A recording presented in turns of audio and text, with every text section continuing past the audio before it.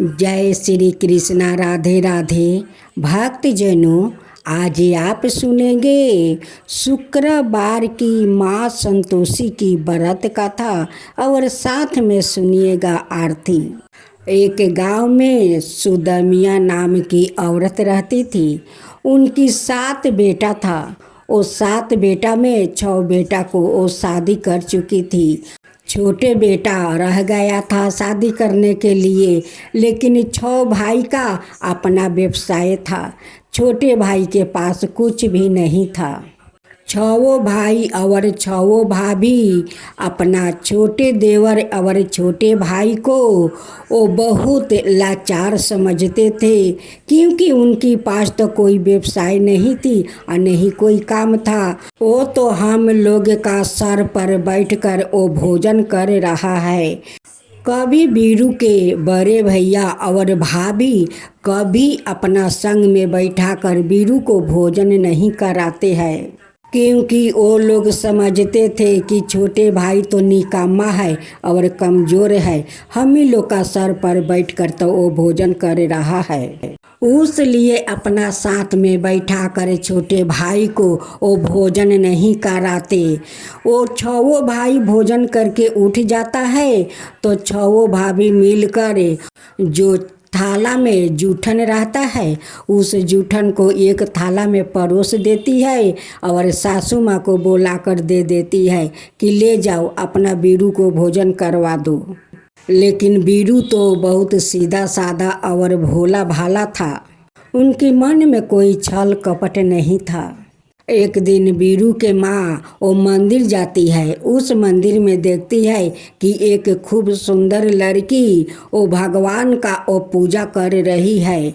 उस सुदमिया को उस लड़की भाग गई और मने मने कहने लगी कि ये लड़की मेरे बीरू के लिए वो ठीक होगी।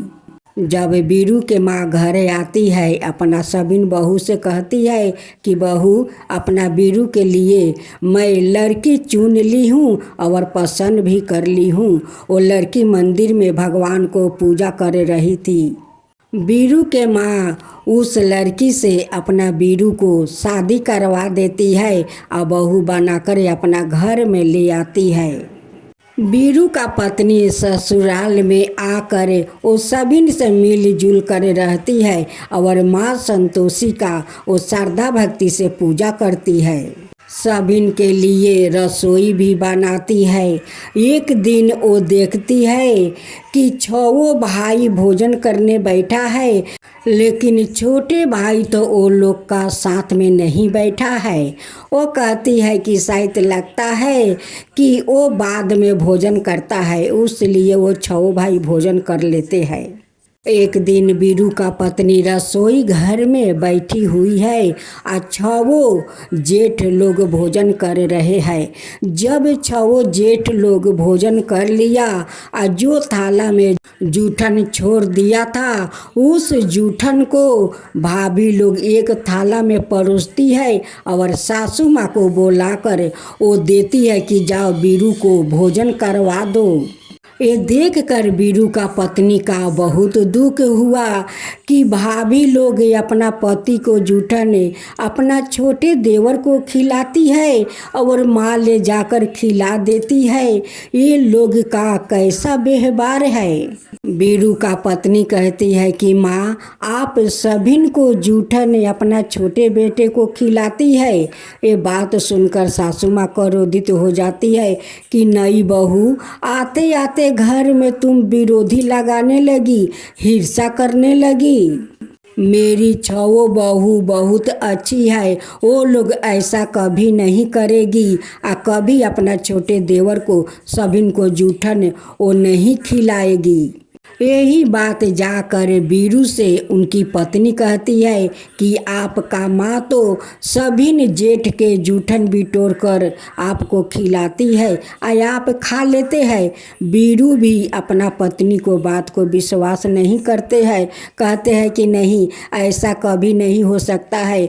मेरे भाभी लोग तो मुझसे बहुत प्यार करती है और जूठन क्यों मुझे खिलाएगी।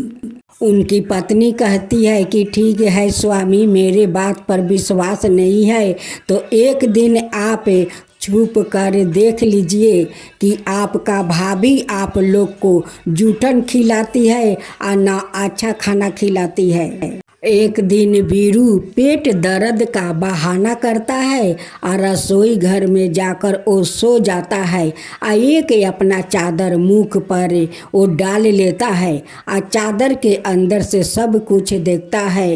वो छवो भाई वो भोजन करता है और भोजन करके उठ जाता है और जो उनकी थाल में जूठन बचता है वही भाभी लोग बिटोर कर एक थाल में परोसती है और अपना माँ को बोलाकर कहती है कि ले जाओ वीरू को खिला दो। जब वीरू ये अपना आँख से देखा और बाहर आया, उनकी माँ कहती है कि वीरू खाना खा ले। वीरू कहता है कि नहीं माँ, आज मुझे भूख नहीं लगा है, मैं आज परदेश जाता हूँ। आज तो आपको मैं देख लिया है कि सबिन भैया का जूठन वो भाभी लोग देती है और आप लियाकर मुझे खिलाती है। मैं अब परदेश जाता हूँ, खुद मेहनत करूँगा और बहुत सारा वो धन कमाकर वो ले आऊँगा। उनकी माँ कहती है कि वीरू मुझे इतना रोब मत दिखाओ, अगर जाना है तो काल क्यों जाएगा, आज ही चला जा। वीरू परदेश जाने के लिए घर से बाहर निकल जाता है। उस समय उनकी पत्नी वो ग्वाले घर में वो उबले थाप रही थी। उस समय अपना पत्नी के पास वीरू जाता है और कहता है कि धर्म पत्नी, तुम सत्य कह रही हो, मेरी माँ सबिन भैया को जूठन वो खिलाती है। तुम अपना ख्याल रखना, मैं परदेश जाता हूँ, मैं जल्द लौट कर आऊँगा। उनकी पत्नी कहती है कि स्वामी आप तो परदेश जाते हैं तो आप अपना कोई चिन्हासी मुझे दे जाइए कि उसे देखकर मैं अपना मन के बहला सकूं और आप जल्दी लौट कर आइएगा, मुझे भूल मत जाइएगा। वीरू कहता है कि मेरे पास तो कुछ देने के लिए नहीं है, लेकिन ये मेरे अंगूठी है, इसी अंगूठी को अपना पास रखो और अपना कोई चिन्हासी हो तो मुझे भी दे दो। वो कहती है कि स्वामी मेरे हाथ में तो कुछ नहीं है देने के लिए, ये गोबर भरा हाथ है। उनकी दोनों हाथ से पीठ पर छापा मार देती है और वीरू चला जाता है। वीरू के जाने के बाद उनकी माँ और छवो भाभी उनकी पत्नी को बहुत तकलीफ देने लगी। उन्हें सारा घर के काम करवाती है और खाने के लिए उन्हें नहीं पूछती है और सासू माँ कहती है कि तुम घर में बैठी बैठी रोटी खाओगी, तुम जाओ जंगल से लकड़ियाँ काट कर लाओ तभी तुम्हें भोजन मिलेगा। वीरू के पत्नी सारा घर के काम कर लेती है और जंगल में लकड़ी काटने चली जाती है। जब वो लकड़ी काट कर ले आती है तो उनकी सासू माँ कहती है कि लकड़िया के गठर राख, आए ले भूसी का रोटी ले और नारियल का खोपड़ी में पानी ले, यही तेरा भोजन है। उस दिन शुक्रवार था। वो भूसी का रोटी और नारियल का खोपड़ी के पानी, थोड़ा सा पानी और भूसी के रोटी निकाल कर वो माँ संतोषी के कहती है कि माँ ये भूसी के रोटी या ये पानी लो, आप भी भोजन कर लो माँ। उस समय माँ संतोषी गौ का रूप धारण करती है, आया कर उस भूसी के रोटी और नारियल का खोपड़ी के पानी गौ माता वो खा लेती है और चली जाती है। वीरू का पत्नी का सबिन जेठानी और सासू माँ मिलकर बड़ी दुख देने लगी। वो बहुत तकलीफ से वो गुजर रही थी। देखते देखते कई दिन बीत गया। एक दिन तो छवो बहू घर में अपना सहेली को बुलाकर आ बहुत बड़े पार्टी दी थी। आ उस दिन वीरू का पत्नी कुछ भोजन नहीं किया। आ उसे सारा दिन घर के काम करवाया। आ जब सभी लोग भोजन करके चला गया फिर भी उन्हें बहुत सारा बर्तन दे देती है कि सारे बर्तन को धो। वो बेचारी धोते धोते वो माता संतोषी के याद करती है और याद करते करते वो बेहोश हो जाती है। उसी समय क्षण भर में माँ संतोषी आ जाती है और सारा बर्तन को सफाई कर देती है और अपना भक्त को होश में लाकर वो अंतर ध्यान हो जाती है। जब बीरू का पत्नी का होश आया तो वो देख कर बहुत आश्चर्य हो गई कि ये सारे काम कैसे हो गया। ये तो सारे बर्तन धोआ हुआ है, सजाया हुआ है। फिर वो बेचारी जंगल में लकड़ी काटने चली जाती है। वो जाते जाते देखती है कि रास्ते में कई औरत एक मंदिर में बैठकर वो पूजा कर रही है। वहाँ पर जाती है और उससे पूछती है कि बहन, ये किसकी पूजा करती हो? वो कहती है कि ये तो माँ संतोषी है, आज शुक्रवार है। हम लोग हर शुक्रवार के दिन माँ संतोषी का पूजन करते हैं, आरती करते हैं, भजन गाते हैं। वहीं पर बैठकर रोने लगती है या कहती है कि माँ, आज तो शुक्रवार है, आपके देने के लिए मेरे पास तो कुछ नहीं है माँ, मैं क्या आपको दूँ?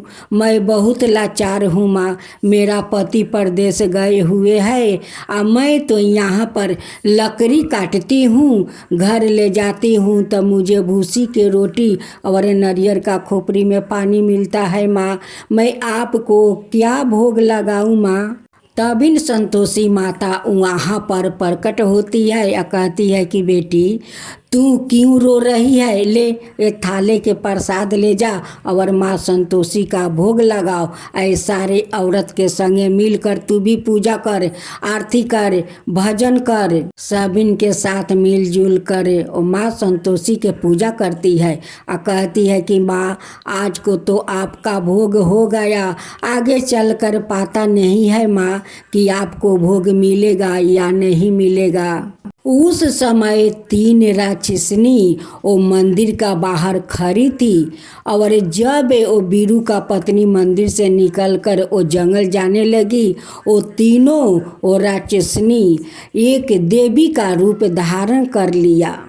तीनों कहने लगी कि अरे मूर्ख, तू हम लोग का पूजा कर, तू इतना तकलीफ करती है, उसके लिए वो तुम्हें क्या देती है? मुझे पूजा कर, मैं सब कुछ दूंगी, धन दौलत सब कुछ दूंगी, आभूषण वस्तु सब कुछ दूंगी, तू मेरा पूजा कर। तुम लोग कौन हो और मुझसे अपना पूजा क्यों करवाना चाहती हो? हम लोग तीनों देवी है, तू जो चाहेगी वही मिलेगा, आभूषण वस्तु धन दौलत सब कुछ मिलेगा, तू मेरा ही पूजा कर।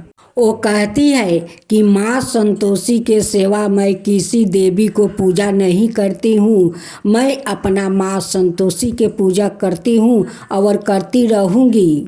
मुझे नहीं चाहिए धन दौलत, नहीं चाहिए आभूषण, नहीं चाहिए वस्तु। तीनों राक्षसनी कहती है कि अगर तुम हम तीनों को पूजा नहीं करेगी तो अपना सुहाग से हाथ धोना पड़ेगा, अपना पति को भूल जाना और तुम विधवा हो जाना। आप तीनों मेरे पति को कुछ नहीं कर सकती, मेरे साथ तो माँ संतोषी है, उसमें तो वो शक्ति है कि अपना नेत्र खोलती है तो पूरा पृथ्वी हिल जाता है, मुंह खोलती है तो वो अग्नि फैल जाता है, उनमें तो वो शक्ति है और मैं उसी माता का पूजा करती हूँ और करती रहूँगी, लेकिन तुम तीनों को पूजा कभी नहीं करूँगी। उनकी बात सुनकर तीनों राक्षस वो क्रोध हो जाती है, कहती है कि तुम विधवा होने के लिए अब तू तैयार हो जा, तेरा पति कभी लौट कर तेरा पास नहीं आएगा और हम लोग नहीं आने देंगे। जंगल से लकड़ी लेकर आती है और माता का मंदिर के सामने लेट जाती है। कहती है कि माता, ये कैसा संकेत है माँ, ये कैसा संकेत है, मुझे क्या विधवा बनना होगा? मैं तो सुना है माता कि आप अखंड सौभाग्यवती रहने के लिए वरदान देती है और पुत्र प्राप्ति के लिए आप वरदान देती है, लेकिन मैं नहीं जानती माँ कि ये कैसा संकेत है। मुझे बहुत डर लग रहा है माँ, आप मेरे सुहाग को रक्षा कीजिए माँ, रक्षा कीजिए। माँ संतोषी उस शहर में जाती है जहाँ बीरू साहूकार का दुकान में काम कर रहा था। वहाँ पर भी साहूकार का बेटी बीरू को फंसा लिया था। कुछ दिन के लिए बीरू भी अपना पत्नी को भूल गया था।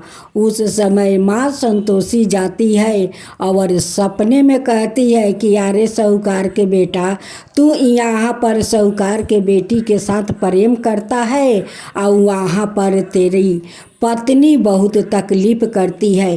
तेरी माँ भाभी सभी मिल कर उन्हें बहुत दुख देते हैं और भूसी के रोटी नारियल का खोपड़ी में पानी देती है और तू यहाँ पर प्रेम करता है, जल्द से जल्द अपना पत्नी के पास जा।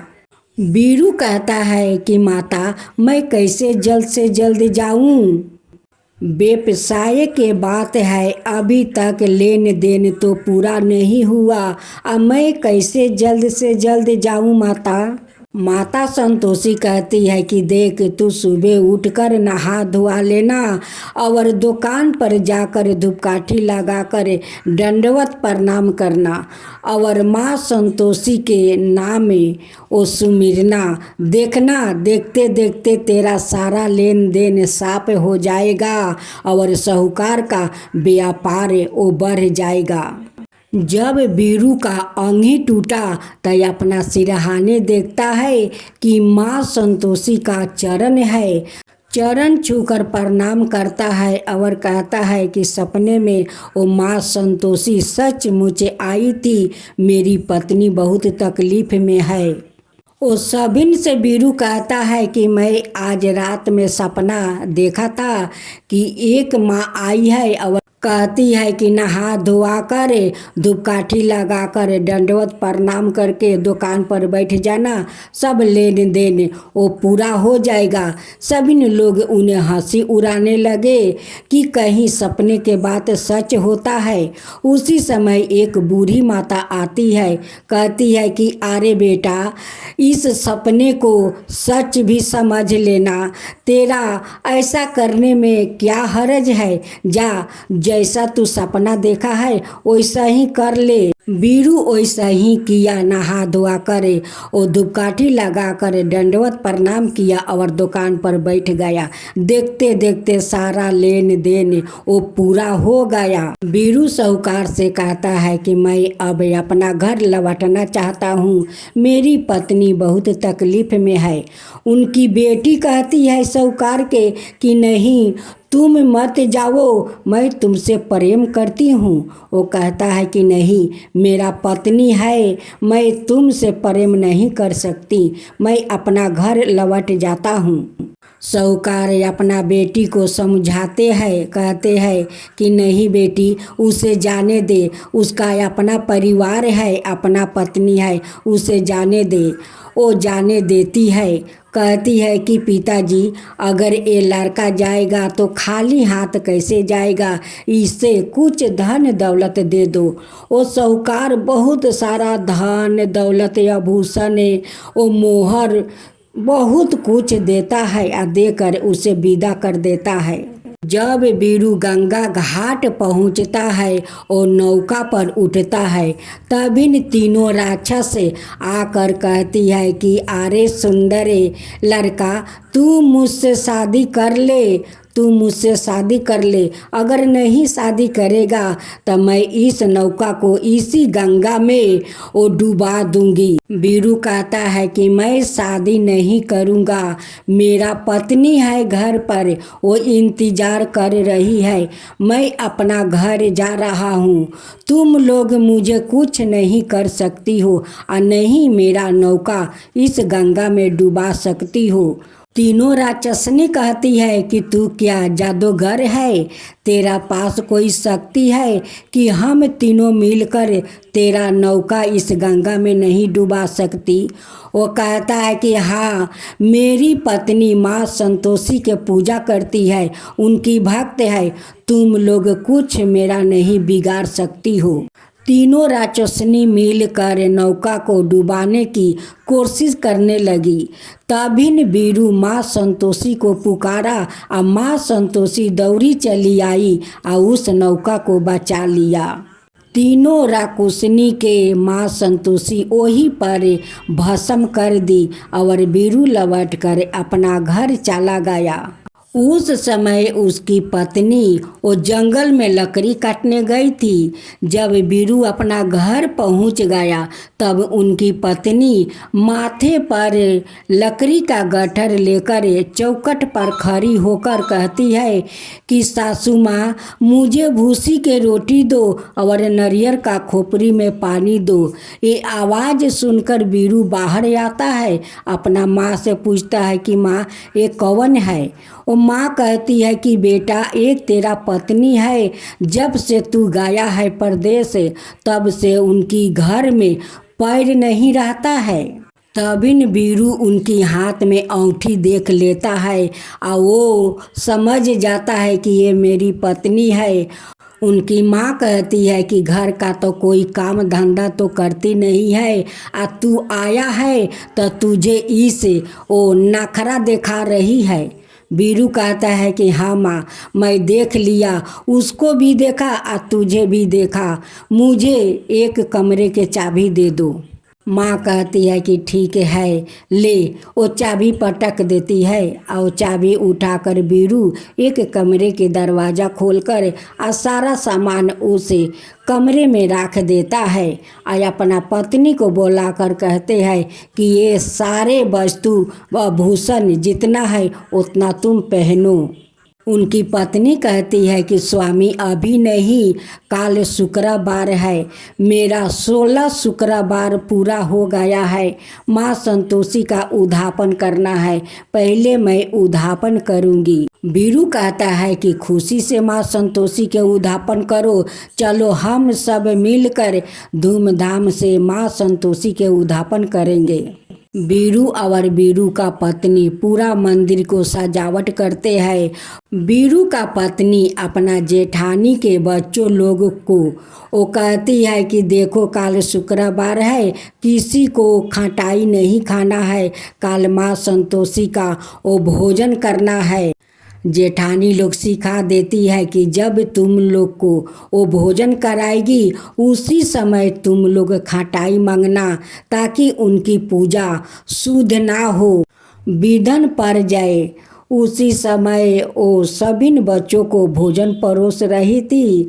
तभी ने वो जेठानी के सभी बच्चों कहने लगा कि चाची मुझे खटाई दो, तभी न हम लोग भोजन करेंगे या नहीं करेंगे।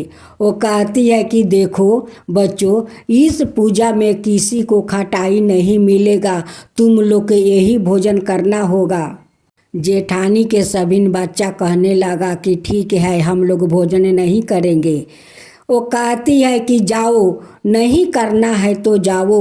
वो ब्राह्मण का वो 8 बच्चों को बुलाती है, उन्हें दान दक्षिणा देती है, उन्हें भोजन कराती है और श्रद्धा भक्ति से धूमधाम से माँ संतोषी के उद्यापन करती है। अब तो बीरू और बीरू का पत्नी सेठ सेठानी नहीं थे, ठाठ बाट से रहने लगा और कुछ दिन के बाद खूब सुंदर वो पुत्रा के जन्म देती है। एक दिन माँ संतोषी सोचती है कि एक दिन अपना भक्त का घर जाकर उन्हें परीक्षा लूं। माँ संतोषी अपना भयंकर चेहरा बनाती है और अपना भक्त को वो घर पहुँच जाती है। जैसे चौखट पर जाती है वैसे सासू माँ का नज़र पड़ा। सासू माँ कहती है कि आरे आरे देख रे देखे, घर में डाइन आ रही है, कोई जादूगरनी आ रही है, जल्दी सब जंगला लगाओ, दरवाज़ा लगाओ, नहीं तो डाइन एक खा जाएगी सारे बच्चों को। जब बीरू का पत्नी का नज़र पड़ा तो वो अपना बच्चा को दूध पिलाते हुए वो नीचे सोला देती है और दौड़ कर जाकर उनकी पैर पकड़ लेती है कि मेरी माता आई है, मेरी घर मेरी माता आई है, मेरी घर मेरी माता आई है। अब सासू माँ कहती है कि यारे पगली बहू, तू पगला गई है कि छोटे बच्चों को दूध पिलाने से माटी में सुला दिया और उस डाइन को जाकर पैर पकड़ लिया और कहती है कि मेरी घर मेरी माता आई है, मेरी घर मेरी माता आई है। अरे वो डाइन है, वो सभी बच्चा को खा जाएगी। बीरू के पत्नी कहती है कि नहीं माँ, ये कोई डाइन नहीं है, मैं जिसको पूजा करती हूँ वही माँ संतोषी है, साक्षात मेरी घर चलकर आई है, ये मेरी माँ संतोषी है, मेरी घर चलकर आई है। अब तो सासू माँ कहती है कि बच्चों सारे जंगला खोल दो, सारे दरवाज़ा खोल दो, ये माँ संतोषी है। वो सभी मिलकर जाकर माँ संतोषी को चरण पकड़ लेते हैं और कहते हैं कि माँ, मैं तो मूर्ख हूँ, अज्ञानी हूँ, मैं आपको पूजा को नहीं जानती, आपको मैं नहीं पहचानी, उसलिए ना जाने क्या क्या आपको कह दिया। माँ मुझे क्षमा कर दीजिए, माँ मुझे क्षमा कर दीजिए। माँ संतोषी अपना रूप में आ जाती है और सभी को आशीर्वाद देती है। छवो जेठानी कहने लगी कि माता मुझे क्षमा कर दीजिए, मैं आपको नहीं पहचानी, आपको पूजा पाठ का विधि मैं नहीं जानती, माँ नहीं जानती, मुझे क्षमा कर दीजिए। अब हम लोग भी आपका पूजा करेंगे, आरती करेंगे, भजन गाएंगे, सब कुछ करेंगे, माँ मुझे क्षमा कर दीजिए। संतोषी माता की जय हो, संतोषी माता की जय हो।